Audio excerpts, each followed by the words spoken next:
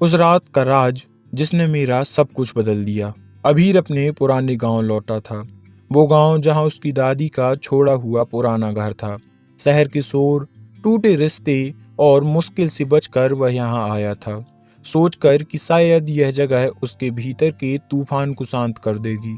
लेकिन उसे क्या पता था कि यहाँ उसे ऐसा सच मिलेगा जो उसकी जिंदगी को हमेशा के लिए बदल देगा।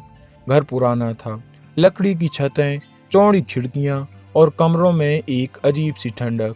पहले दिन उसने सोचा यह सिर्फ मौसम है, लेकिन रात होती ही उसे एहसास होने लगा कि यह घर सिर्फ खाली नहीं था, कोई था जो यहाँ उसे देखता था पर दिखाई नहीं देता था।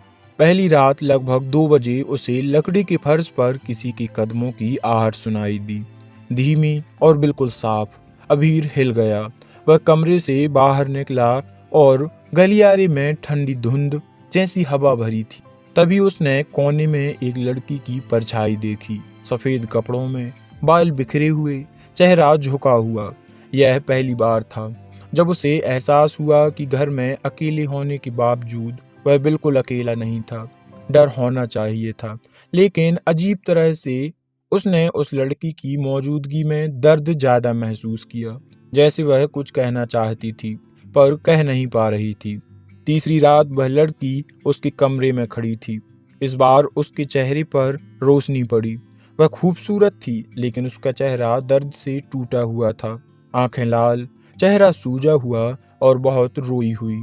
उसने पहली बार धीमी आवाज में कहा, मुझे जाने नहीं दिया गया। अबीर रुक गया। उसने उससे पूछा, तुम कौन हो? लड़की ने कहा, मेरा नाम अवनी था। इसके बाद कमरे की हवा और ठंडी हो गई। अवनी की कहानी किसी भी इंसान को अंदर तक हिला सकती थी। वह इस घर में रहती थी।